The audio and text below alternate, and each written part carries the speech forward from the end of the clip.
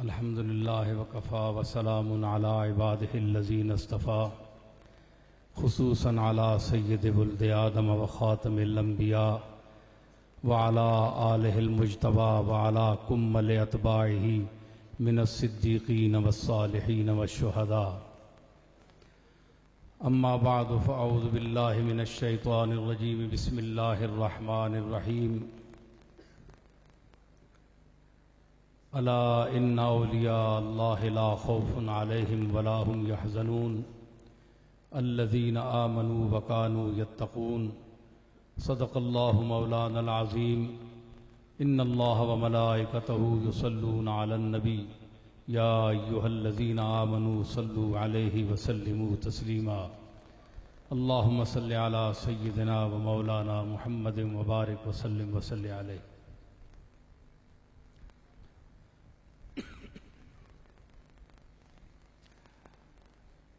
معزز حاضرین و سامعین، مشائخ اعظام، علماء کرام،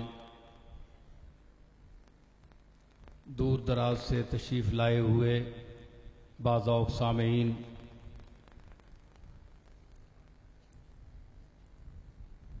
آج یہ محفل چشتیہ نظامیہ منعقد ہے اور ہمارے چشتی مشائخ یہاں تشریف فرما ہیں۔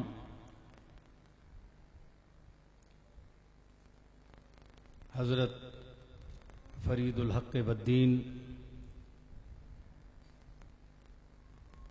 نائب خواجہ بزرگ معین الدین چشتی سجزی اجمیری و نائب خواجہ قطب الدین بختیار کاکی، حضرت بابا فرید الدین گنج شکر رحمت اللہ تعالی علیہم اجمعین، آپ کے خانوادہ مکرم کے ایک ممتاز شخصیت حاجی دیوان بختیار صاحب یہاں تشریف فرما ہیں، صدر محفل ہیں۔ آپ کے ساتھ قبلہ عالم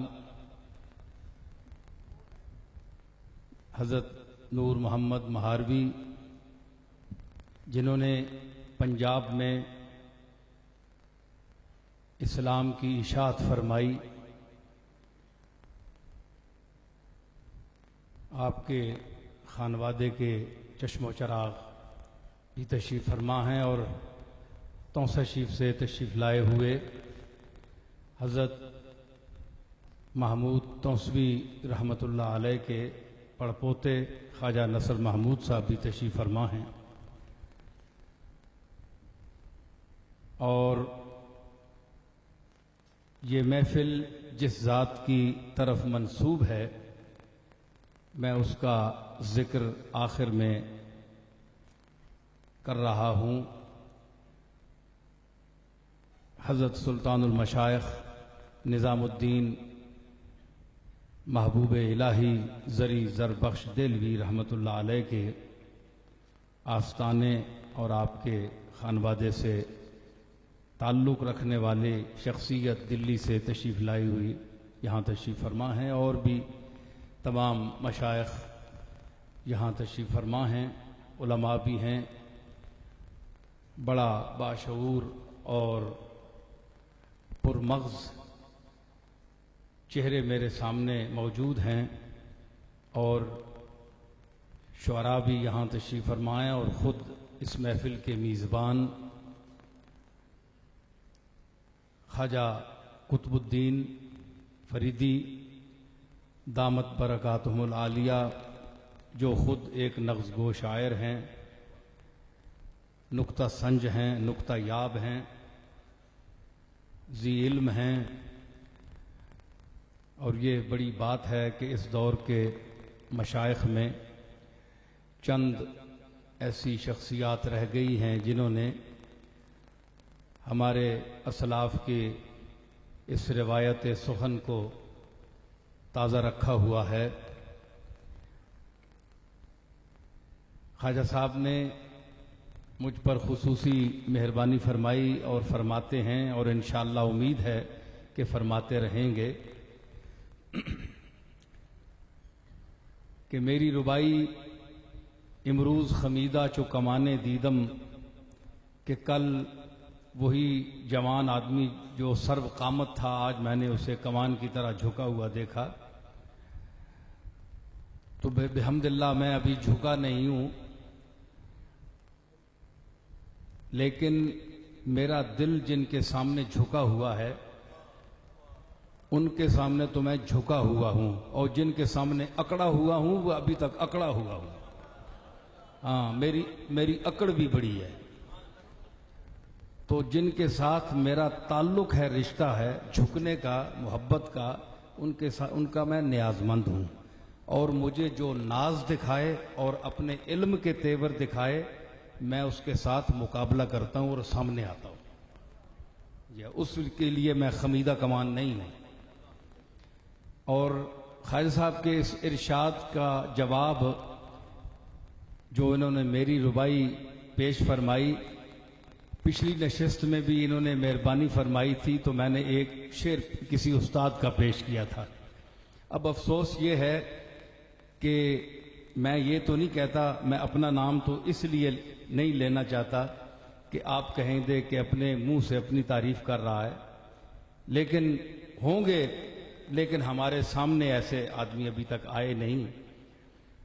یہ نوک جھونک تھوڑی بہتی جو رہ گئی ہے، یہ کبھی کبھی خواجہ قطب صاحب فرما دیتے ہیں میرے ساتھ، اور میں کبھی کبھی جواباً ان کی خدمت میں پیش کر دیتا ہوں۔ یہ علمی نوک جھونک کرنے والے اب رہے نہیں، کیونکہ علم رہا نہیں۔ یہ اس کا تعلق علم سے ہوتا ہے، علم ہو تو علمی بات ہوتی ہے۔ انہوں نے جو میری ربائی پیش کی ہے کہ میں نے اس کو آج جھکا ہوا دیکھا، بوڑھا دیکھا، تو خواجہ حافظ شیرازی رحمۃ اللہ علیہ جو ہمارے فارسی ادب کے کلاسیکل کے بادشاہ ہیں، اور تمام اولیاء اللہ ان کا کلام پڑھ کے تقریباً اکثریت مرتبہ ولایت پر فائز ہوئی ہے۔ حافظ کا وہ کلام ہے کہ میں ایک فارسی زبان کا ادنا طالب علم ہوں، میں اچھے استادوں کی، اپنی غلطیاں تو ہیں، میری تو غلطیوں سے بھرا ہوا ہوں، اس میں کوئی شک نہیں، لیکن اچھے استاد جو ہیں نا، جو دعویٰ کرتے ہیں کہ ہم اچھا اور پختہ شعر کہتے ہیں، ہم ان کی بھی غلطیاں نکالتے ہیں کہ آؤ ذرا اس دنیا میں بھی آؤ، تم اپنے آپ کو سمجھتے کیا ہو۔ تو حافظ وہ آدمی ہے کہ اس کی کوئی ایسا عیب سخن میری نظر میں نہیں آیا۔ حافظ کو میں نے پکڑنے کی کوشش کی ایک شاعر ہونے کی حیثیت سے، سعدی کو پکڑنے کی کوشش کی، مولانا جامی کو پکڑنے کی کوشش کی، مگر یہ لوگ گرفت سے باہر ہیں۔ ان کو اللہ تعالیٰ نے بڑا ذہن رسا اور زبان پر قدرت اور بیان میں ندرت عطا فرمائی ہے۔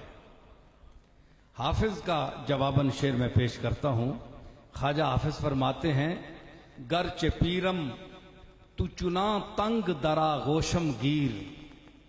انہوں نے مجھے بوڑھا کہا نا، تو حافظ فرماتے ہیں بوڑھوں کے لیے، اے محبوب میرے دوست، اگرچہ میں بوڑھا ہو گیا ہوں لیکن تو مجھے اس قدر دبا کر گلوگیر کر اور اپنے ساتھ چمٹا لے کہ سحرگاہ سے کنارے تو جواں برخیزم، کہ صبح اٹھوں تو تیرے پہلو سے جوان ہو کر اٹھوں۔ تو جناب ہم تو آپ سے یہی التماس کرتے ہیں کہ آپ ہمیں اپنے گلے لگا لیں، اور وہ روحانیت کی اور وہ جو باطنی فیض ہے اس سے ہمیں وہ جوانی عطا فرما دیں، اگر ہم میں کوئی پیری کے اثرات آپ نے دیکھے ہیں۔ میں عرض کرتا چلوں کہ ویسے جب انسان بوڑھا ہو جاتا ہے تو اس کا فن جوان ہوتا ہے۔ انسان بوڑھا ہوتا ہے اس کا فن جوان ہوتا ہے، جو علوم وہ جانتا ہے اس میں وہ منتہی ہوتا ہے۔ میں تو بہرحال ابھی تک طفل مکتب ہوں، میں اپنے آپ کو کچھ بھی نہیں سمجھتا۔ میرے لیے بڑی سعادت ہے کہ آج حضرات چشت کی موجودگی میں کچھ پیش کرنے کے لیے یہاں حاضر ہوا ہوں۔ آپ نے مجھے اس قابل سمجھا ہے۔ آخر میں 2-4 رباعیات میں پیش کروں گا۔ مختصر گفتگو میں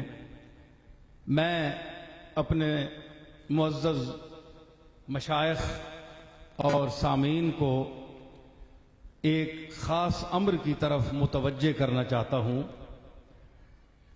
وہ یہ ہے کہ آج ہم جن کی عرس منا رہے ہیں اور جن کی یاد میں یہ محفلیں منعقد کرتے ہیں یا کرتے رہے یا کرتے رہیں گے،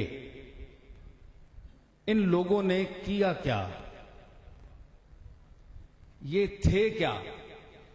یہ کوئی بشری تقاضے سے اوپر کی مخلوق تھی یا ہم جیسے انسان تھے؟ یہ اللہ تعالیٰ کے کوئی طرف سے فرشتے اترے تھے؟ رسول تو انسان کی شکل میں آئے، پیغمبر انسانوں کی شکل میں آئے۔ تو ہمارے جو صوفیاء ہیں، مشائخ ہیں، یہ کیا کوئی مافوق العقول شخصیات ہیں؟ یہ آج کا معترض ذہن سوال کرتا ہے کہ آپ ان لوگوں کے پیچھے کیوں دوڑتے ہیں؟ آپ ان کی پوجا پاٹ کیوں کرتے ہیں؟ آپ اللہ کو چھوڑ کر ان کے آستانوں پر کیوں جاتے ہیں؟ ان سے آپ نے تعلق کیوں رکھا ہوا ہے؟ یہ کیا آپ جیسے انسان نہیں؟ آپ کے وہی جو آپ کے لوازمات ہیں، آپ کی احتیاجات ہیں، وہی ضروریات ان کی بھی ہیں، ان کی بھی ہیں، آپ کی بھی ہیں، ان کی بھی ہیں۔ ان میں کیا فرق ہے؟ یہ تو خیر عقیدت مندوں کا ہجوم ہے، تو میری کچھ تلخ نوائی یا اور اس انداز کی کوئی بات شاید سما خراشی بھی کرے، لیکن بات وہ ہے کہ عربی کا ایک مصرع ہے کہ والفضل ما شہدت بہ الاعداء، کہ کمال وہ ہوتا ہے جس کی گواہی دشمن دے۔ کمال وہ ہوتا ہے جس کی گواہی دشمن دے، اور دشمن ہمیشہ عیب پر نظر رکھتا ہے۔ یہ ایک قاعدہ کلیہ ہے، دشمن کی نگاہ عیب پر ہوتی ہے۔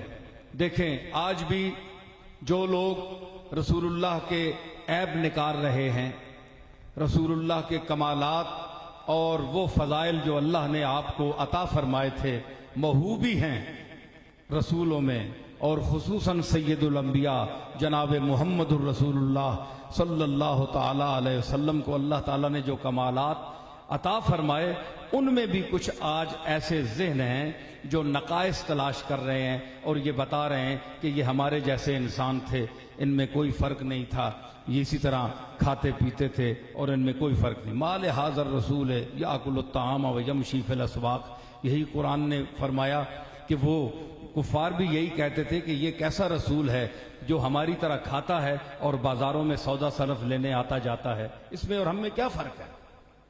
تو یہ کفار کی، مشرکین کی سوچ ہے، مسلمانوں کی سوچ نہیں ہو سکتی۔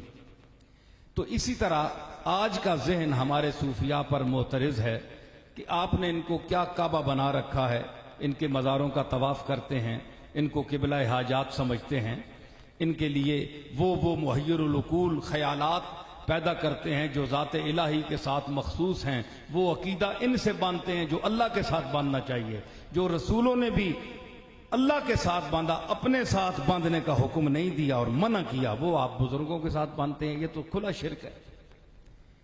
اس کا جواب بھی ہم نے ہی دینا ہے، آپ نے دینا ہے، میں نے دینا ہے، مشائخ نے دینا ہے، مشائخ کے ساتھ محبت کرنے والوں نے دینا ہے، علم والوں نے دینا ہے۔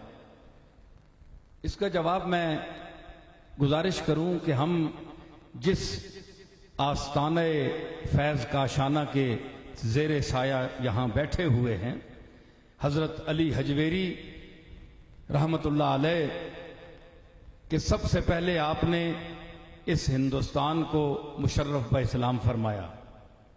اس وقت بھی علماء تھے، چند ہوں گے، معدود چند ہوں گے، لیکن جو مشرف باسلام کیا، روشناس کیا، تو حضرت علی حجویری سب سے پہلی شخصیت ہیں تاریخ میں، تاریخ اس کی گواہ ہے۔ اس کے بعد اور لوگ بھی آئے، لیکن جو نامور شخصیت آئی اس ہندوستان میں وہ حضرت خواجہ معین الدین چشتی اجمیری ہیں رحمت اللہ علیہ۔ آپ نے اس ہندوستان کو مزید روشناس کرایا، اور بڑی کثیر تعداد میں، جن لوگوں کا یہ عام بیان ہمارے واعظین کر دیں 90 لاکھ کی تعداد کا کوئی ذکر نہیں ہے کہیں، ہم یہ کہہ سکتے ہیں کہ اکثریت کو آپ نے مسلمان کیا۔ تو ان لوگوں نے کبھی کوئی ایسا دعویٰ نہیں کیا، میں بھی ان کی تاریخ کا قاری ہوں، یہاں بڑے ذی علم مشائخ بیٹھے ہیں، علماء بیٹھے ہیں، انہوں نے کبھی کوئی ایسا دعویٰ نہیں کیا کہ آپ ہمارے ساتھ ایسا کوئی عقیدہ وابستہ کریں جو شرعاً ناجائز ہے، ہمارے ساتھ وہ چیزیں منسوب کریں جو اللہ کے ساتھ مخصوص ہیں وہ ہمارے ساتھ منسوب کریں۔ نہ بابا فرید نے فرمایا ہے، نہ خواجہ قطب صاحب نے، نہ حضرت غریب نواز اجمیری نے، کسی اولیاء نے، اور اولیاء اللہ میں جو ایک ممتاز شان دی اللہ نے، اور تمام مشارق اور مغارب کے مشائخ نے جس کی عظمت کو تسلیم کیا، اور وہ صرف پیر نہیں بلکہ پیروں کا پیر ہے، پیر دستگیر ہے، حضرت محبوب سبحانی، حضرت شیخ عبد القادر جیلانی قدس سرہ السامی، جنہوں نے 40 سال بغداد کے منبر پر بیٹھ کر 40 باطل فرقوں کا رد کیا۔ 40 میں عرض کروں گا کہ ان لوگوں نے بڑی خدمات کی۔ اب فرق کیا ہے حضرت خواجہ غریب نواز اور حضرت پیران پیر کی تعلیمات میں اور تبلیغ میں فرق کیا ہے؟ یہ بڑا حساس پہلو ہے۔ میں ایک فرق آپ کو بیان کروں، آپ لوگ تسلیم کریں گے، تاریخ کے جو قاری ہیں سمجھتے ہیں کہ حضرت معین الحق والدین جب ہندوستان میں تشریف لائے تو پورا ماحول ہندو تھا، مشرک تھے، کوئی کلمہ گو نہیں تھا، سب کافر تھے، سب مشرک تھے۔ تو حضرت غریب نواز نے وہاں جو طریقہ تبلیغ استعمال کیا، میں حضرات معذرت چاہوں گا، اس کے بعد قوالی بھی ہوگی پروگرام، میں چاہتا ہوں کہ یہ آپ لوگ جو جمع ہوئے ہیں تو آپ کچھ لے کر جائیں کہ آپ کیوں اکٹھے ہوئے ہیں، یہ بھی آپ کچھ سنیں۔ تو میں عرض کر رہا ہوں کہ سارے مخاطب جو تھے وہ مشرک تھے۔ اب مشرکوں میں جو حضرت غریب نواز نے تعلیم کا طریقہ اختیار کیا وہ یہ تھا کہ اخلاق حسنہ، حضور علیہ الصلوۃ والسلام، اسی لیے حضرت غریب نواز کو نائب رسول فی الہند کہا جاتا ہے کہ آپ ہندوستان میں رسول اللہ کے سجادہ نشین ہیں، کہ حضور نے جس طریقے سے کفار مکہ کی تعلیم کی، کیونکہ کفار مکہ بھی توحید کے انہیں پتہ ہی نہ تھا، نہ اللہ کی ذات کا نہ صفات کا، تو حضور نے آہستہ آہستہ ان کو دعوت دی اور اپنی طرف بلایا۔ اسی طرح حضرت غریب نواز نے ان کو اپنی طرف بلایا۔ یہ معذرت کے ساتھ میں علماء کی توہین نہیں کر رہا، بلکہ جس طرح آج ہم ایک برے یا بدعتی آدمی کو بھی دیکھ کر ہمارے لوگ کہہ دیتے ہیں کہ استغفر اللہ، یہ مشرک ہے، یہ بدعتی، ہم اس سے تو ملنا ہی نہیں چاہتے، اس کے ساتھ کھانا تو ہم حرام سمجھتے ہیں، یہ بدعتی ہیں، گناہگار ہیں۔ تو غریب نواز نے یہ عمل نہیں کیا۔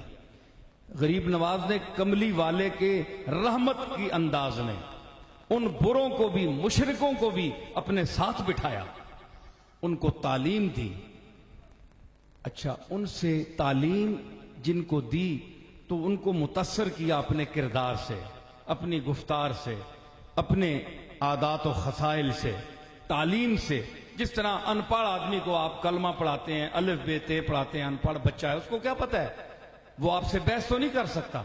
تو اسی طرح ہندوستان کا کوئی ہندو، کیونکہ ہے ہی تھا، وہ مشرک تھا، ان کو پتہ ہی نہیں تھا قرآن مجید کے بسم اللہ ابجد بھی نہیں پڑھ سکتے تھے، تو وہ غریب نواز سے کیسی بحث کر سکتے تھے؟ اس وقت تو علم کا یا عالم کا ہندوستان میں تصور ہی نہیں تھا، غریب نواز ایک معلم کی حیثیت سے خود جس طرح بچوں کو پڑھایا جاتا ہے اس طرح غریب نواز نے ایک ہندو کو درس دیا۔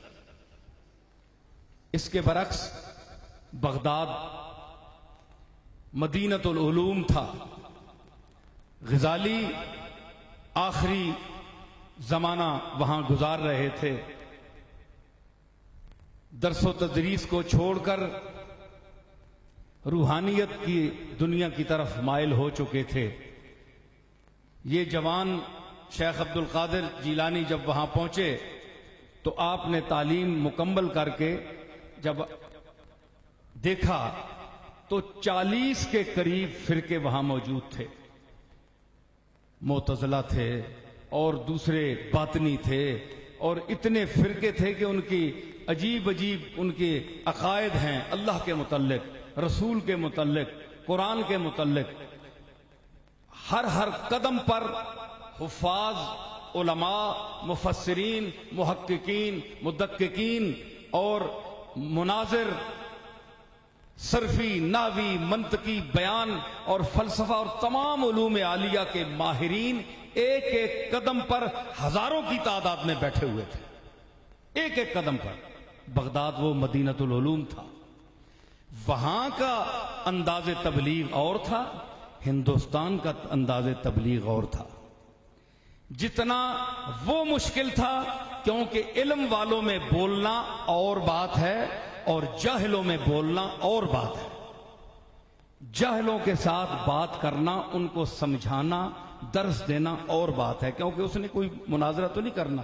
لیکن حضرت شیخ کو جو مقابلہ کرنا پڑا 40 فرقوں کے ساتھ کہ آدمی کھڑے ہو جاتے تھے، وہ آیت پڑھتے تھے اور کہتے تھے اس لفظ کا یہ معنی ہے اور اس کے مرادی معنی یہ ہیں، اس کے اطلاقات ان معنی پر ہوتے ہیں، تم بتاؤ عبد القادر کے اس کا معنی کیا ہے۔ کوئی معتزلی کھڑا ہو گیا، کوئی فلاں کھڑا ہو گیا۔ تو اس پرآشوب دور میں اور علماء کے اس جمع غفیر میں کہ مدینۃ العلم تھا بغداد، وہاں حضرت شیخ عبد القادر جیلانی رحمت اللہ علیہ نے جو اپنی دھاک بٹھائی اور توحید کا اعلان کیا، جو اس دور کے آپ حالات پڑھیں، اس دور کے جو متصوفین تھے انہوں نے اپنی دکانداری بنائی ہوئی تھی اور جعلی صوفیانہ پن دھار کر، روپ دھار کر اپنے آپ میں اوتار کو اور کس شخصیات اور ذات کو اتار کر عجیب رنگ انہوں نے اپنائے ہوئے تھے۔ حضرت شیخ نے ان سب کو بے نقاب کیا اور کہا کہ یہ اسوہ رسول کے خلاف ہے، اور وہ علماء جو اس وقت عباسی خلفاء کے چمچے بنے ہوئے تھے اور کاسا لیس تھے اور ان کے درگاہوں سے، ان کے درباروں سے کیا لیتے تھے؟ فیس لیتے تھے، لفافوں میں بند ہو کر وہ فیس لیتے تھے۔ ان کو ان کی سرکوبی کی حضرت غوث پاک نے جو جہاد کیا علم والوں میں بیٹھ کر کیا، تو اس لیے آپ کا وہ کام، آپ کا وہ نام وہاں بلکہ پورے عالم میں زندہ ہے اور تا قیامت، اس لیے کہ غوث پاک نے اپنے آپ کو مٹایا ہے۔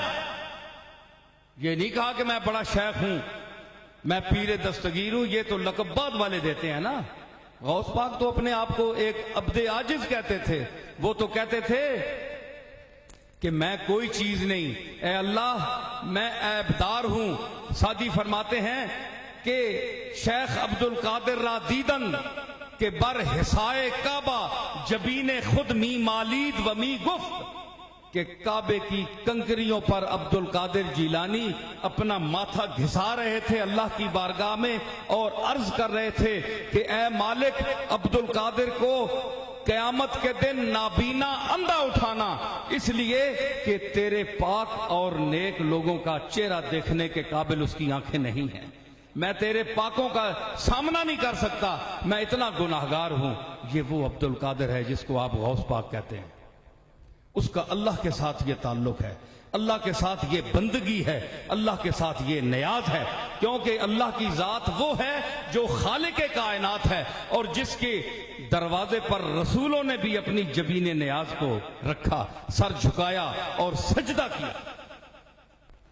تو یہی بات حضرت غریب نواز نے کسی ذرا انداز کو ہٹا کر پھر ہم دیکھتے ہیں، کیونکہ وہ دور مشرکانہ تھا، حضرت خواجہ قطب صاحب کے دور میں وہ اسلام پھیل گیا، حضرت خواجہ قطب صاحب نے ذرا علمی بحثیں بھی شروع کی، تاریخی یہ باتیں ہیں، تو تاریخی باتوں کو دیکھنا چاہیے، ہمارے مشائخ کی تاریخیں بھی پڑھنی چاہیے، صرف عرس منانے سے کوئی فائدہ نہیں ہوتا جب تک ان کی تعلیمات کا نہ پتہ چلے، ان کی سیرت کا نہ پتہ چلے کہ ان لوگوں نے کیا کیا ہے۔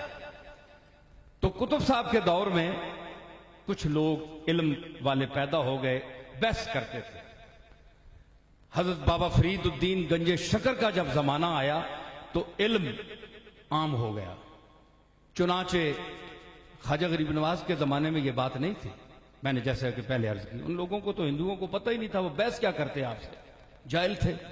بابا صاحب کے زمانے میں علم عام ہوا تو بڑے بڑے نامور لوگ آئے، انہوں نے جو مسلمان ہوئے ہندو، انہوں نے علم پڑھا، دین پڑھا، بھئی ہم پڑھے ہیں یہ کیا ہے، انہوں نے پھر سوال کیے اور پھر بڑے بڑے علماء، چنانچہ حضرت فرید الحق والدین کے سامنے آپ نے مولانا بدر الدین اسحاق بخاری تشریف لائے، اور یہ بہت بڑے عالم تھے، سید خاندان کے تھے، اور یہ بخارا سے بابا فرید کی شہرت سن کر آئے، اور کہ میں ان سے، اور بہت بڑے مناظر تھے، بہت بڑے مناظر تھے، دو فکرے بھی نہیں چلنے دیتے تھے کسی کو، اتنا علم تھا ان کا، ایک دو جملوں میں ان کو بند کر دیا، اور ایسی نگاہ التفات ڈالی کہ مولانا بدر الدین اسحاق کو علم بھول گیا اور وہ آپ کے ارادت مندوں میں شامل ہو گئے۔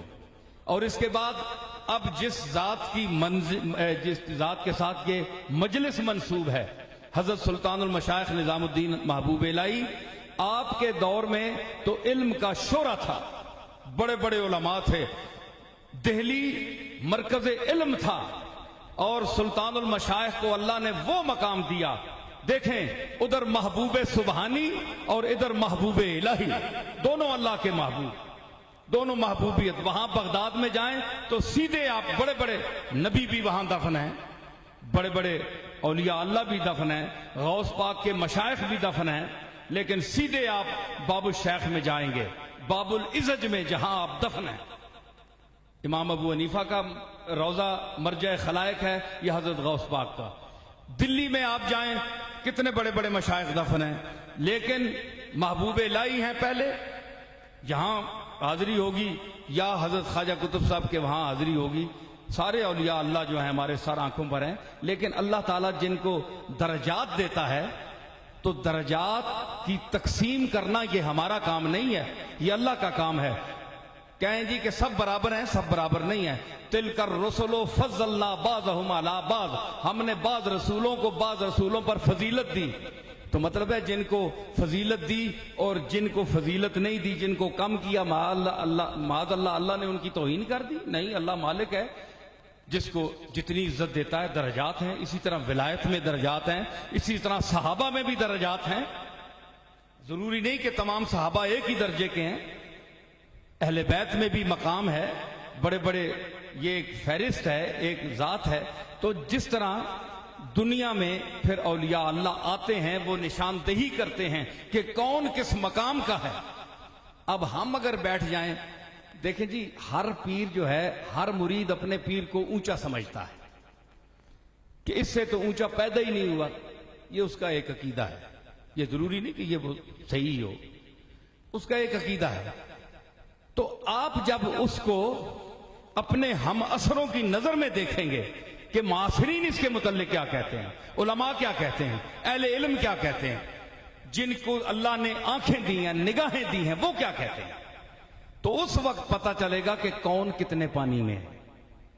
تو ویسے تو جو 10 لاکھ جاہلوں کا ایک بات کہہ دینا اور ہے، اور ایک آدمی کا، علامہ اقبال جیسا آدمی پورا لاہور ہے، لیکن اقبال، علامہ اقبال اگر ایک بات کہہ دے تو اس کا وزن الگ ہے، اور پورے لاہور کا ایک طرف اور علامہ کے ایک قول کا ایک طرف۔ تو یہ نہیں ہوتا کہ دنیا بہت کہہ رہی ہے، یہ دیکھیں کہ کون لوگ کہہ رہے ہیں۔ ان لوگوں کے متعلق آپ دیکھیں گے تو حضرت محبوب الہی کے متعلق اور ہمارے خواجگان چشت کے متعلق اور حضرت غوث پاک کے متعلق جو اولیاء اللہ کی رائے ہے، کیونکہ فرق وہ بیان کر سکتا ہے جو خود درجہ ولایت پر فائز ہو. نہ آپ ولی ہیں نہ میں ہوں، آپ میں سے کوئی ہوگا، میں تو نہیں ہوں. تو جو ولی ہوگا، جو علم والا ہوگا، وہ شاگردوں میں یہ فرق کر سکتا ہے کہ اس کی صلاحیت اتنی ہے، اس کی اتنی ہے، اس کی اتنی ہے، کیونکہ وہ امتحان لیتا ہے. ہم اولیاء اللہ کے ممتحن نہیں ہیں کہ ہم ان کا امتحان لیں. ہم ان کو دیکھتے ہیں اولیاء کی نظر سے کہ اولیاء کیا کہتے ہیں. سمجھ آئی؟ تو گنج بخش فیض عالم مظہر نور خدا آپ کے سامنے ہے. تو یہ کس نے کہا اور کیوں کہا؟ کیوں کہا؟ آپ کو پتا ہے کہ اس شخص کو پتا تھا کہ اس کا مقام کیا ہے. سب سے پہلے اسی نے یہ اس سرزمین یعنی ہندوستان میں یہ دین کا جو بیج بویا ہے وہ علی حجویری ہے. حضرت سلطان المشائخ اکثر فرمایا کرتے تھے کہ کشف المحجوب کا مطالعہ خود بھی فرماتے تھے اور اپنے مریدوں کو بھی فرماتے تھے کہ کشف المحجوب پڑھا کرو. حضرت محبوب الہی محفل شکن تھے. محفل شکن کا مطلب یہ ہے کہ جس محفل میں یہ آ جاتے تھے محفل ٹوٹ جاتی تھی. آپ بھائی سن رہے ہیں یا کچھ ہوں آ کریں، سمجھ رہے ہیں کہ نہیں؟ میں یہ نہیں کہتا مجھے آپ نعرے لگائیں یا داد دیں، کم از کم اپنی زندگی کا تو ثبوت دیں نا کہ آپ زندہ ہیں. ہاں ماشاءاللہ معقول لوگ بیٹھے ہیں. تو انہوں نے محفل شکن تھے، محفل کو توڑ دیتے تھے. بڑے بڑے علم والے جو تھے دعویٰ کرتے تھے. حضرت نظام الدین ایک فکرے میں ان کو بند کر. ایک مثلا میں مثال دوں،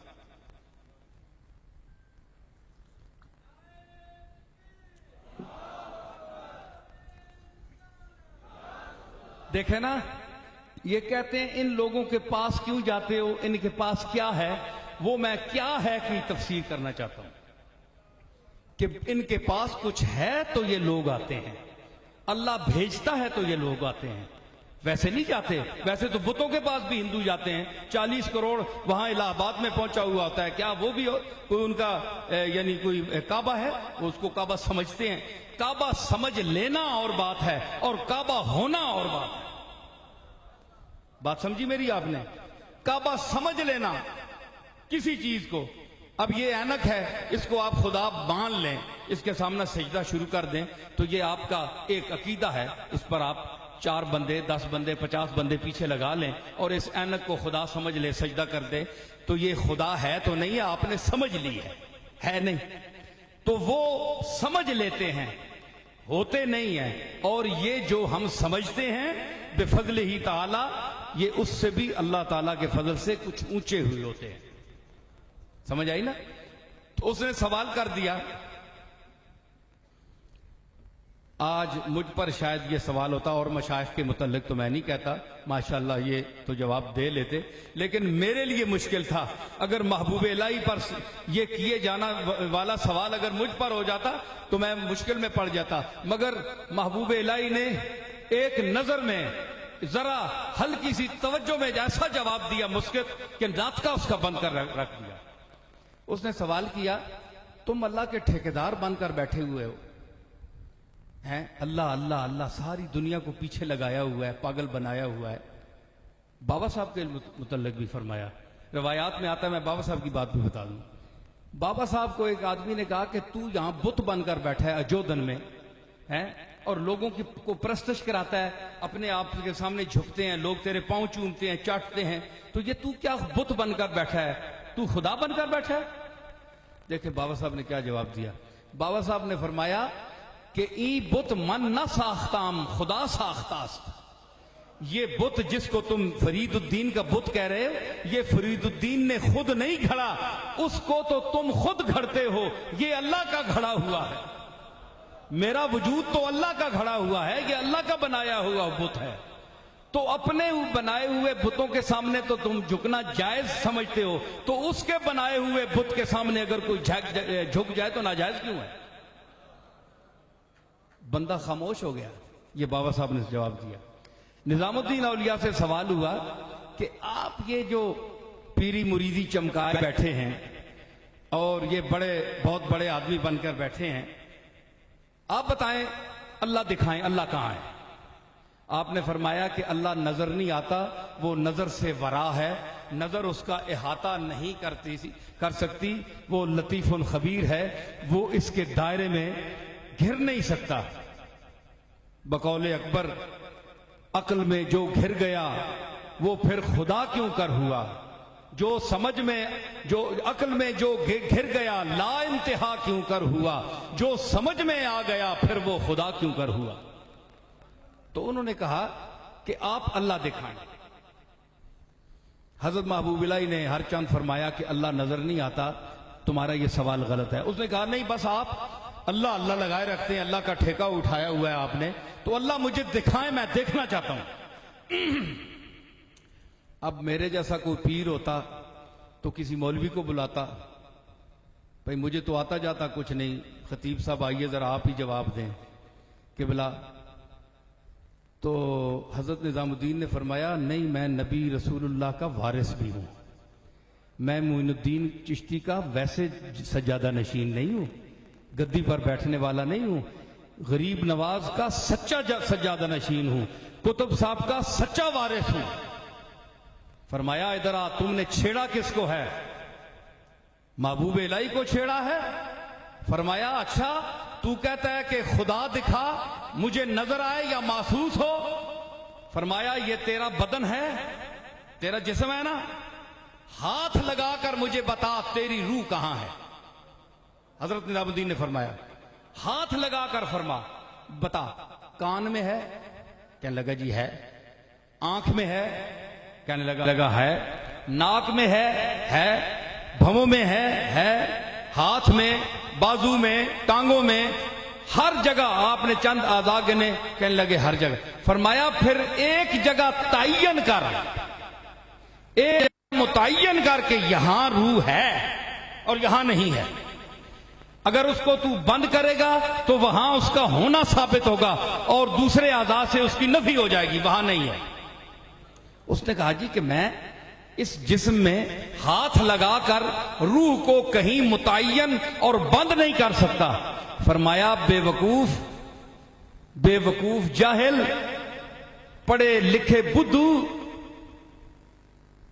تمہیں اتنا پتہ نہیں کہ اس تمہارے چھوٹے سے وجود میں جو سر سے لے کر سر سے شروع ہوتا ہے اور پاؤں پر ختم ہو جاتا ہے، اس میں تم کسی عضو پر ہاتھ رکھ کر یہ نہیں کہہ سکتے کہ یہاں جان ہے، یہاں ہے، یہاں ہاتھ لگاؤ، یہاں ہے، نہیں کہہ سکتے.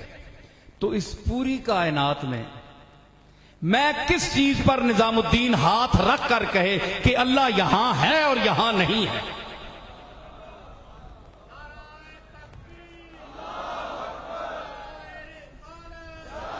گل سنو، اے نعرہ تساں ماں نہیں دینا، اے نعرہ تساں حضرت محبوب الہی نہیں، اس جواب نہیں تعریف کرنے میں تساں نعرہ اٹھانا ہے. بڑا شودا نعرہ ماریا، بڑے افسوس کی گل ہے. نعرہ تکبیر، نعرہ رسالت، نعرہ حیدری. دیکھیا کرو موقع ہونا ہے کوئی نعرہ. اتنی اعلیٰ نظام الدین اولیاء کی میں نے بات کی تو سارے لوگ بڑے متانت سے سن رہے ہیں. آپ میں کوئی جذبہ نہیں ہے، صرف پیروں کو بس یہ ٹرخاتے ہیں. آپ کو اندر جذبہ پیدا کریں. اپنے مشائخ کی جو بات سنائی جا رہی ہے اس میں عزت کا وہ پہلو بھی ہونا چاہیے.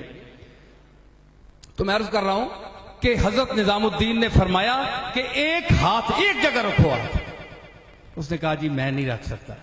فرمایا پھر اس کائنات میں نے کسی جگہ نظام الدین یہ نہیں کہہ سکتا کہ یہ کعبے میں بند ہے، دیر میں بند ہے، بت خانے میں ہے، کلیسا میں ہے، گرجا میں ہے، کہاں ہے، کس چیز میں ہے، تعین نہیں کیا جا سکتا. جب تم چھوٹے سے وجود میں اپنی جان کا تعین نہیں کر سکتے تو نظام الدین کس طرح کائنات میں اتنی بڑی ذات کا تعین کر سکتا ہے؟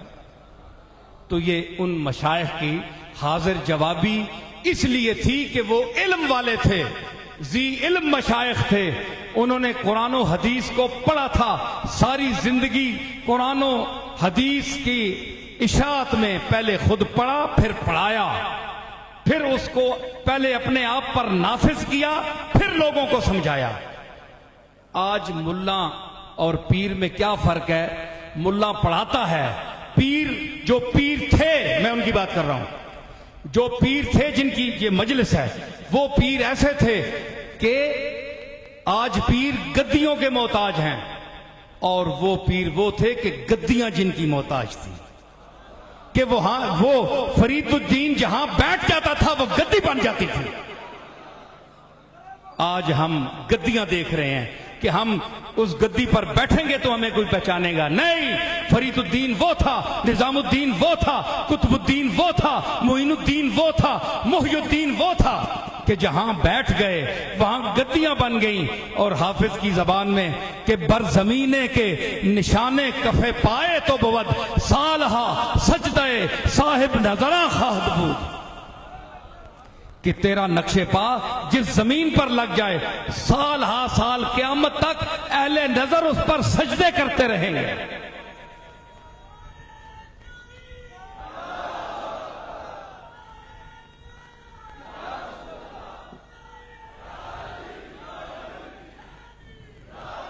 میرے مکرم سامعین، میں سمجھ رہا ہوں کہ کچھ لوگ بہت خوش بھی ہو رہے ہیں اور کچھ تنگ بھی ہو رہے ہوں گے، لیکن کیا کروں، میری طبیعت اپنی ہے، میں نے جو بات کہنی ہوتی ہے وہ میں کہتا ہوں، اور جو کہہ رہا ہوں وہ دلیل سے کہہ رہا ہوں۔ کسی کو اعتراض ہے تو یہاں بھی پوچھ سکتا ہے، اور جہاں میں ٹھہرا ہوا ہوں وہاں بھی پوچھ سکتا ہے، ہاں کوئی ایسی بات نہیں ہے، تو دلیل کے ساتھ بات کریں گے۔ تو بات یہ ہے کہ ان لوگوں سے تعلق اس لیے رکھتے ہیں ہم کہ یہ اللہ کا راستہ بتاتے ہیں۔ بابا فرید الدین گنج شکر نے کوئی پراپرٹی نہیں بنائی، کوئی بینک بیلنس نہیں، گدڑی پہنے ہوئے اللہ کا فقیر۔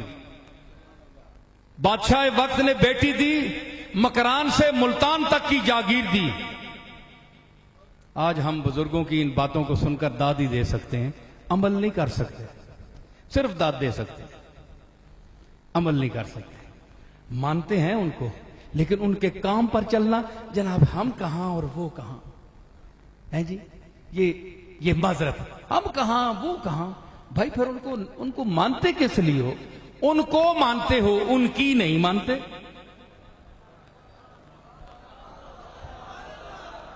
زبان کا لطف لو، ان کو مانتے ہیں، ان کی نہیں مانتے۔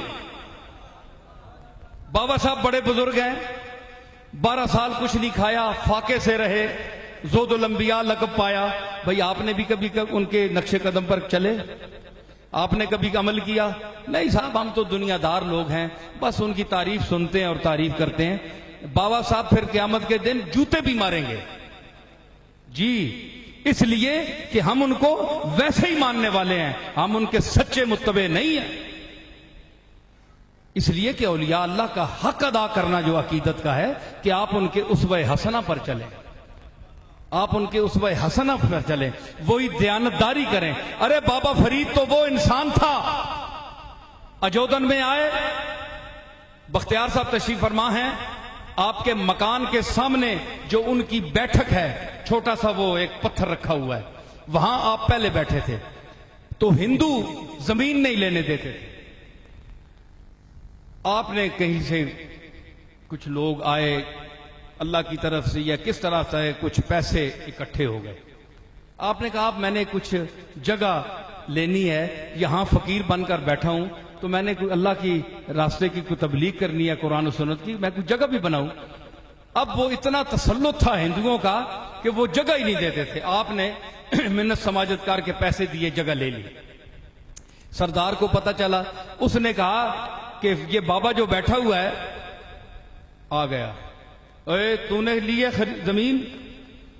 بابا صاحب نے دیکھا، ہاں میں نے لی ہے۔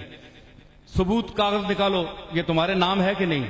یہ تاریخی بات میں کہہ رہا ہوں، تحقیقی اور بڑے مستند روایت میں پیش کر رہا ہوں، یہ کوئی چھوٹی موٹی کتابوں کی نہیں کر رہا ہوں میں۔ اور نہ ہم اولیاء اللہ کی خوشامد کرتے ہیں، جو ان کے حقائق ہیں، جو ان کی شان ہے وہ بیان کرتے ہیں، اور میں خوشامد کا بھی قائل نہیں ہوں، چاہے میرے اپنے باپ دادا ہوں یا کسی کے ہوں۔ دیتا اللہ ہے، رزق اللہ دیتا ہے، کوئی ولی نہیں دیتا، اللہ دیتا ہے۔ تو انہوں نے کہا کہ یہ کیا ہے زمین، اس کے کاغذ بتاؤ، کاغذ کیا ہے؟ بابا صاحب نے کہا میرے پاس کاغذ تو نہیں ہے۔ انہوں نے کہا پھر ثبوت ہی تیرے پاس نہیں ہے، پٹواری کے پاس کاغذ تمہارے لکھے ہوئے نہیں، فرد نہیں ہے، تو تم مالک کس طرح ہو؟ بابا صاحب بڑے پریشان ہوئے۔ دیکھیں نا، اب جو میں آپ کو نقطہ بیان کرنے والا ہوں، میرے بڑے معزز سامعین ہیں اور بڑے ماشاءاللہ ذہین لوگ بیٹھے ہوئے ہیں، تو اس مجلس میں آمد کا جو خلاصہ ہے وہ میں آپ کو پیش کرنا چاہتا ہوں، اس کو ذہن میں رکھیں۔ تو بابا صاحب نے کیا کیا؟ کسی سفارشی کو نہیں بلایا کہ کسی ملک چودھری خان کو بلاتے، یار دیکھو میں اتنے دن سے بیٹھا ہوں، یہ مجھے ذلیل کرنے والا ہے۔ اپنے مالک کی طرف دیکھا، آسمان کی طرف۔ تاریخی واقعہ، بابا صاحب نے آسمان کی طرف دیکھا۔ اب ہو سکتا تھا کہ بابا صاحب قطب صاحب کو بھی بلاتے، معین الدین اجمیری کو بھی بلاتے، اپنے مشائخ چشت کو بھی بلاتے، نہیں، انہیں پتا تھا کہ معین الدین اجمیری پر بھی مشکل وقت آیا تو انہوں نے اللہ کو پکارا، اور قطب صاحب پر بھی وقت مشکل آیا تو اللہ کو پکارا، بابا صاحب پر بھی مشکل وقت آیا تو اللہ کو پکارا، رسول اللہ پر بھی مشکل وقت آیا تو اللہ کو پکارا۔ سنت رسول پر چلنے والے ہمارے اولیاء۔ بابا صاحب نے دیکھا، فرمایا اپنے اندر، کیونکہ وہ گنگوں کی زبان بھی جانتا ہے، خاموشوں کی زبان بھی جانتا ہے، عرض کی کہ مالک میں زمین سے کہوں کہ یہ بولے؟ میرے پاس تو کوئی چیز نہیں ہے۔ ادھر سے اشارہ ہوا ہوگا، اب مخالف کہے گا جناب کہ بابا صاحب نبی تھے کہ ان کی طرف الہام ہوا، اللہ نے کہا کہ ہاں بابا فرید تم کہہ، اس کا جواب میں دوں گا۔ غیر نبی کی طرف بھی الہام ہوتا ہے۔ اگر کوئی اور مسلک کا یہاں آدمی بیٹھا ہے تو میں اس کو کہوں گا کہ وہ اٹھ کر اعتراض کرے اور یہ فقیر یہاں جواب دے گا۔ ہاں ایسی بات نہیں، اور مرکز لاہور کے مرکز میں بول رہا ہوں، داتا صاحب کے زیر سایہ بول رہا ہوں۔ تو کہے کہ مجھ پر اعتراض کیا، اس لیے میں نے کہا کہ مجھ پر اعتراض کیا گیا کہ بابا صاحب جناب کوئی نبی تھے کہ بابا صاحب نے چپکے سے اللہ کی بارگاہ میں عرض کی تو اللہ نے جواب دیا کہ ہاں فرید تو کہہ لے، میں تیری بات پوری کر دوں گا۔ میں نے کہا کہ بلا قرآن شریف پڑھا ہے کہ نہیں؟ صرف داڑھی رکھی ہوئی ہے یا حلیہ بنایا ہوا ہے؟ آج کل حلیے کے علماء بھی بڑے پھرتے ہیں نا، اندر سے آتا جاتا کچھ بھی نہیں، وہ بھی کوئی ایسی شخصیت تھے۔ میں نے کہا قرآن پڑھا ہے کہ نہیں؟ انہوں نے کہا کچھ پڑھا ہے۔ میں نے کہا حضرت موسیٰ علیہ السلام کی ماں نبیہ تھی یا غیر نبی تھی؟ بیٹا، کہنے لگے بیٹا نبی تھا، ماں نبیہ نہیں تھی۔ تو میں نے کہا فَأَوْحَيْنَا إِلَىٰ أُمِّ مُوسَىٰ، قرآن کہتا ہے کہ ہم نے وحی کی موسیٰ کی ماں کی طرف۔ وحی تو نبیوں کی طرف ہوتی ہے، غیر نبی کی طرف قرآن میں کیوں وحی کی گئی؟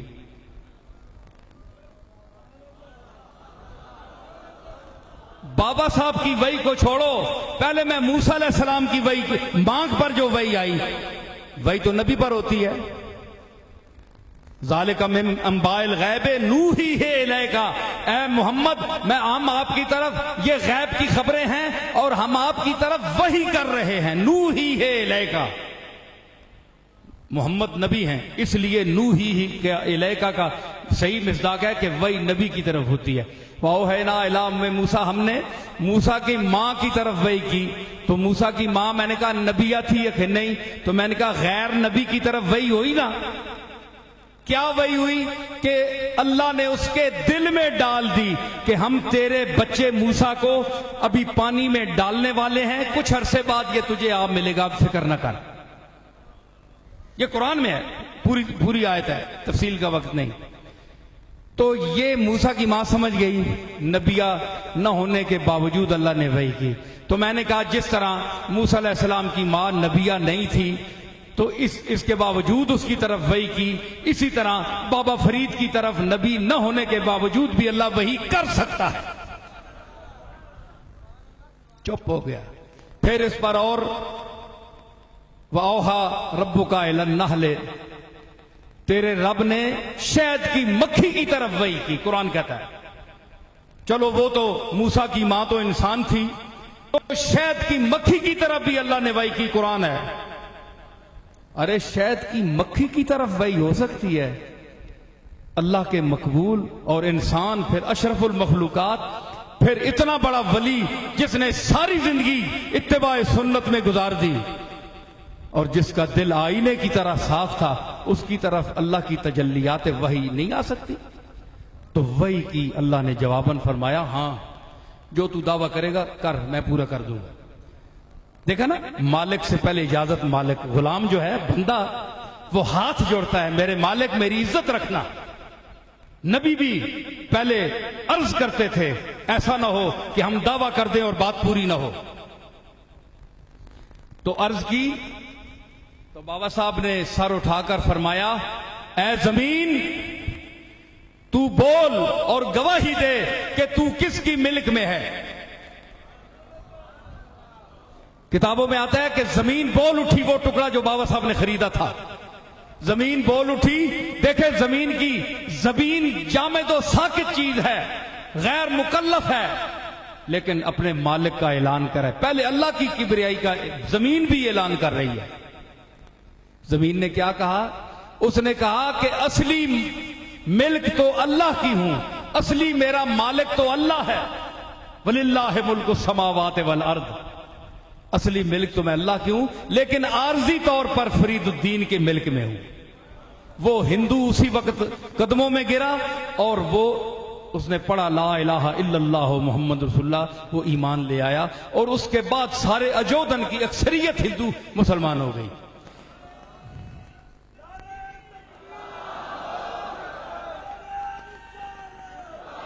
تو ہمارے مشائخ نے یہ کرامتیں، حضرت غوث پاک کی بے شمار کرامتیں ہیں، کرامتوں کا بادشاہ ہے، سمندر ہے کرامتوں کا، لیکن غوث پاک نے، بابا صاحب نے، خواجہ صاحب نے ان کرامتوں کو اپنی دکانداری نہیں بنائی۔ دکانداری یہی وجہ ہے آج ہم لوگ جو دکانداریوں کے لیے پیری فقیری کو استعمال کر رہے ہیں، اللہ نے ہمیں راکھ کے برابر کرامت نہیں دی، ہم کچھ بھی نہیں کر سکتے۔ جن کو دی انہوں نے اللہ کے راستے میں اس کو خرچ کیا، اللہ کے راستے میں خرچ کیا۔ بابا فضل الدین کلیامی کو دیکھیں، کتنا اونچا آدمی، کتنے مقام کا، اور اپنا گوشت کاٹ کر کبوں اور چیلوں کے سامنے ڈال رہا ہے اور اوپر مرچ اور نمک باندھ رہا ہے۔ یہ زہد ہے، یہ جفا کشی ہے۔ یہ آج کا انسان کوئی کر سکتا ہے؟ کوئی پیر کر سکتا ہے؟ کوئی مولوی صاحب کر سکتے ہیں؟ ہمیں تو ذرا سا زخم آ جائے تو دوڑتے ہیں ڈاکٹر کے پاس کہ اور کوئی کام خراب نہ ہو جائے، مر نہ جائیں۔ تو وہ لوگ تو موت کو سامنے دیکھتے ہیں، موت کی آنکھ میں آنکھیں ڈال کر دیکھتے ہیں۔ حسین کو دیکھ لیں کربلا میں، موت کی آنکھوں میں آنکھیں ڈال کر حسین نے دیکھا۔ تو ولایت جو ہے یہ چلی کہاں سے؟ حضور کے در سے، حضور کے در سے اہل بیت میں آئی، اہل بیت نے تقسیم کی ساری کائنات میں ولایت، جناب حسن اور جناب حسین کے صدقہ تقسیم ہوا ولایت کا۔ اور یہ ہمارے سلسلہ چشتیہ کی جو انتہا ہے وہ علی المرتضیٰ ہے، ہمارا پیر علی ہے، حسن بصری کا پیر علی ہے، تو چشتیوں کا پیر ہے علی۔ علی کی بیوی ہے فاطمہ الزہرا، بیٹے ہیں حسن اور حسین۔ اگر آج کے کسی پیر یا سجادہ نشین کی اولاد اگر محترم ہو سکتی ہے تو کیا حسن اور حسین کی اولاد محترم نہیں ہو سکتی؟ کیا کسی کا باپ دادا حسن اور حسین سے مرتبے میں بلند ہو سکتا ہے؟ نہیں ہو سکتا۔ سب ان کے جوتوں کے غلام ہے، چاہے کوئی ولی ہے، چاہے قطب ہے، چاہے غوث ہے، کچھ بھی ہے، نہ محمد سے مل سکتا ہے، نہ آل محمد سے مل سکتا ہے۔ تو ولایت کا فیضان یہ اہل بیت کا صدقہ ہے کائنات میں، اللہ نے تقسیم کیا اہل بیت کا صدقہ، اور یہ حسینیت ہے جو ہر ولی کو اللہ نے ہر عید میں عطا فرمائی۔ میرے سامعین، میں اب بہت بول چکا ہوں، تھک بھی چکا ہوں۔ یہ حضرت نظام الدین اولیاء اور جس ذات کے سائے میں کھڑا ہوں، علی حجویری رحمت اللہ علیہ کی برکات کی وجہ سے میں اتنا بول گیا ہوں۔ میں اب آخر میں دو چار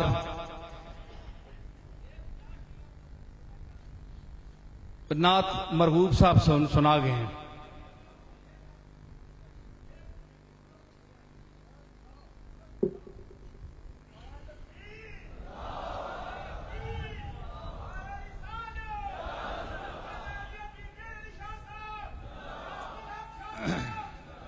سنو جی،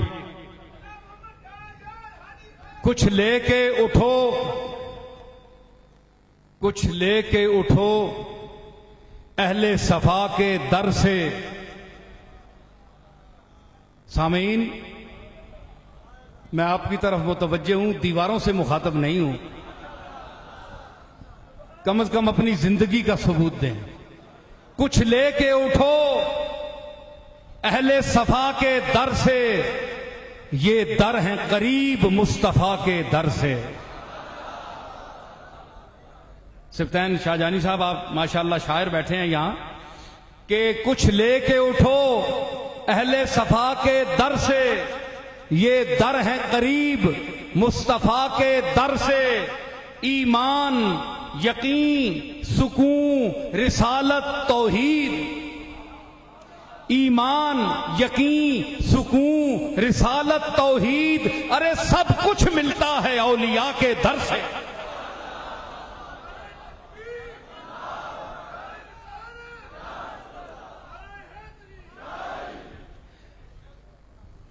دوسری ربائی عرض کرتا ہوں خواجہ قطب صاحب کہ ابرو کے ایک انتباہ سے ملتی ہے، ابرو کے ایک انتباہ سے ملتی ہے، دنیائے نظر کی راہ سے ملتی ہے۔ ابرو کے ایک انتباہ سے ملتی ہے، دنیائے نظر کی راہ سے ملتی ہے۔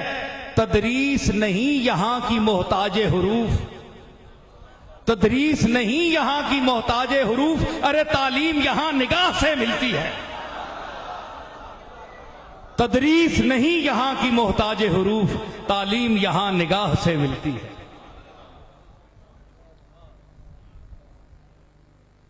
جس عہد میں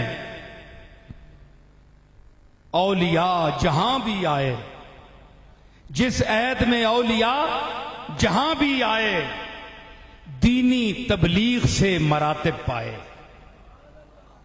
دیکھا، جتنی تکلیف اٹھائی اللہ نے ان کو مرتبہ دیا، دینی تبلیغ سے مراتب پائے۔ طرز خدمت میں تھے رسولی تیور، طرز خدمت میں تھے رسولی تیور، سجادہ نشین انبیاء کہلائے۔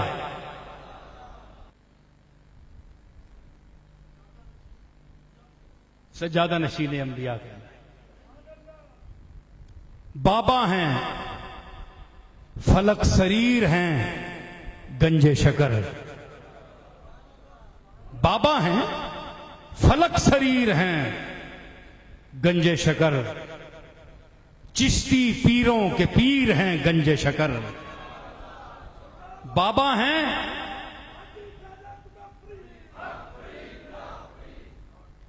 جو بابا صاحب بھی نعرہ لگاتے تھے، کبھی کبھی وہ بھی لگا دیا کرو، اللہ کا نعرہ لگا دیا کرو، اللہ کو یاد کیا کرو۔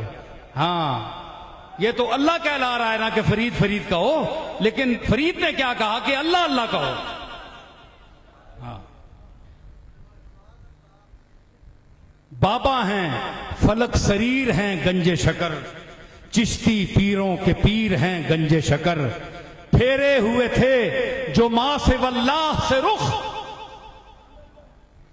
ادھر ہے پوری کائنات، ذرا دیکھو پوری کائنات، ختم، حشم، لشکر، جاہو جلال، کسرو کیسرو، کسرا، دولت، انبار، زرو سیم، ڈھیر لگے ہوئے ہیں، دنیا او حد نظر تک، اور بابا صاحب کھڑے ہیں۔ پھیرے ہوئے تھے، یہ ماں سوا ہے، اللہ کے سوا ہے نا دنیا، دنیا ادھر ہے، فرید یہاں ہے، تو پھیرے ہوئے تھے جو ماں سوا اللہ سے رخ۔ بابا صاحب کا چہرہ ادھر ہے، اللہ کی طرف، دنیا سے پھرے ہوئے، پھیرے ہوئے تھے جو ماں سوا اللہ سے رخ۔ اللہ کے وہ فقیر ہیں، گنج شکر۔ اللہ کے وہ فقیر ہیں، گنج شکر۔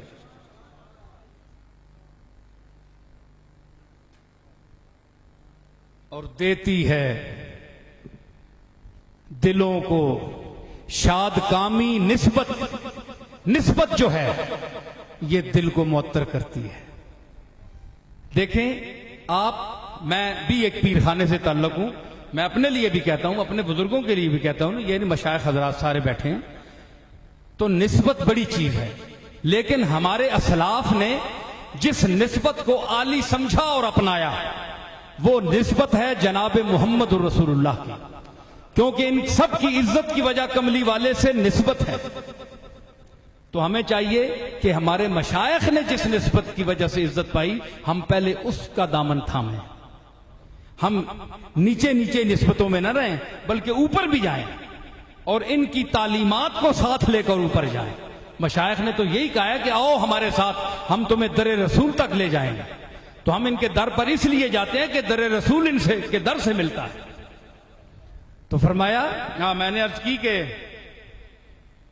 دیتی ہے دلوں کو شاد کامی نسبت، ہے قابل فخر یہ گرامی نسبت، ہے قابل فخر یہ گرامی نسبت، صد شکر کہ محبوب الہی کے طفیل، صد شکر کہ محبوب الہی کے طفیل، حاصل ہے نصیر کو نظامی نسبت، صد شکر کہ محبوب الہی کے طفیل، حاصل ہے نصیر کو نظامی نسبت۔ اور آخری ربائی اس کے بعد میں تمام مشائخ حضرات سے مؤدبانہ گزارش کرتے ہوئے آپ سامعین سے، علماء کرام سے اور جتنے حضرات تشریف فرمائے میں اجازت چاہوں گا۔ یہ بھی ان لوگوں کا کچھ خاص کوئی دعا کا انداز تھا کہ جس کی وجہ سے میں اتنا کچھ بول گیا، اور اگر کسی کو کوئی بات پسند نہیں آئی تو اسے برداشت کریں، اور اگر پسند آئی ہے تو سبحان اللہ، ورنہ ماشاء اللہ۔ ہاں، فقیر حاضر ہے، جہاں بھی آپ پوچھیں میں حاضر ہوں، جواب بھی دوں گا اور مزیدار جواب دوں گا۔ ہاں بے شک، بڑے سے بڑا عالم لے آئے، میں بڑا ادنا طالب علم ہوں، مجھے کوئی علم کا دعویٰ نہیں ہے، لیکن مزیدار طالب علم بھی بعض دفعہ ایسا جواب دیتا ہے کہ پھر بڑے بڑے علماء بھی نہیں دے سکتے، طالب علم بھی بعض دفعہ، میں اس قسم کا طالب علم ہوں۔ تو آخر میں ربائی میں پیش کروں گا خواجہ قطب صاحب کے حوالے سے، کہ کیونکہ اس نشست کے کچھ آخری حصے میں محفل سماع ہوگی، تو اس موضوع پر انشاءاللہ کسی اور وقت میں گفتگو کروں گا، چشتیوں میں بیٹھ کر، مشائخ کے چشت میں بیٹھ کر پیش کروں گا کہ قوالی کیا تھی، کیوں معرض وجود میں آئی، اس کے مقاصد کیا تھے، کب شروع ہوئی، کس رنگ میں ہوئی، اب یہ کیا روپ دھار چکی ہے، اس کی اب حیثیت کیا ہے، اس کا سننا جائز ہے ناجائز ہے، ہمارے بزرگوں کے اقوال کی روشنی میں اس سما کی کیا حیثیت سی، آج کے درگاہوں میں بشمول ہماری درگاہ کے سب کی ان کی کیا حیثیت، کیا یہ ضروری ہے یا رسول اللہ کی تعلیمات دینا ضروری ہے اس دور میں بھی۔ تو اس پر میں کسی اور، میرے خطابات ملتے ہیں ان میں جستا جستا میں نے یہ تبصرہ کیا ہے، آپ ان کو بھی سنیں، کیونکہ بہرحال اس کی بھی ایک اپنا ایک ذوق ہے، جو اہل ذوق ہیں وہ محظوظ ہوں، ضروری نہیں ہے کہ ہر آدمی اس سے محظوظ ہو، اس کے باوجود کہ میں خود موسیقی سے ذوق رکھتا ہوں۔ ہاں، تو میں نے چونکہ سر کی بات ہوگی بعد میں، تو خواجہ صاحب آپ ذرا متوجہ ہوں، میں تو یہ نہیں سمجھ سکتا کہ آپ میری باتوں سے اکتا گئے ہوں گے، لیکن میں نے کچھ باتیں کر دی ہیں، اور آپ سب حضرات جب سوچیں گے لیٹتے وقت، غور فرمائیں گے، تمام حقد و حسد، کینہ، بغض، یہ ساری چیزیں جو ہیں یہی دبیز پٹیاں ہیں جو ہماری آنکھوں پر چڑھی ہوئی ہیں، اسی چیز نے ہمیں ولی بننے سے روکا ہوا ہے۔ ہاں یہی ہے، تو ولی میں نے کہا کہ اوپر سے تو نہیں اترے، ہمارے جیسے ہی انسان تھے، لیکن یہ عادتیں بری چھوڑی، اچھی عادتیں اپنائی رسول اللہ کی، تو داتا صاحب بن گئے، معین الدین اجمیری بن گئے، غوث پاک بن گئے۔ تو یہی چیزیں ہم اگر چھوڑ دیں تو ہم کم از کم اچھے مسلمان تو بن سکتے ہیں۔ تو جب آپ غور فرمائیں گے تو انشاءاللہ میری باتیں قرین حقیقت محسوس ہوں گی۔ چونکہ سر کی بات ہوگی تو میں اس سر کے حوالے سے ایک ربائی پیش کر کے اجازت چاہتا ہوں۔ کہتے ہیں وہ سر کی کہتے ہیں وہ سر کی جن کے سر میں کچھ ہو.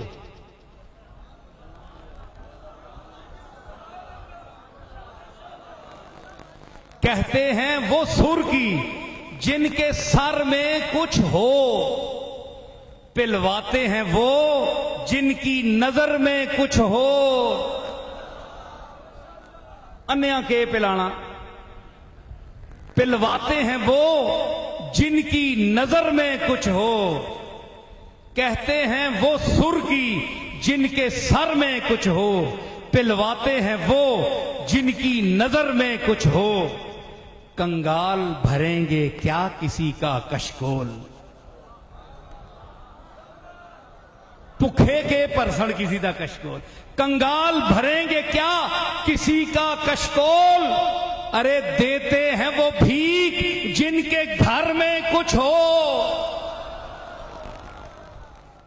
سمجھ آئی؟ تو اولیاء اللہ کے گھر میں بہت کچھ ہے، سب کچھ ہے گھر میں. الحمدللہ دل بر ہے بر میں الحمدللہ. وما علینا الا البلاغ المبین. سب حضرات سے اجازت، تشریف رکھیں. وآخر دعوانا ان الحمدللہ رب العالمین.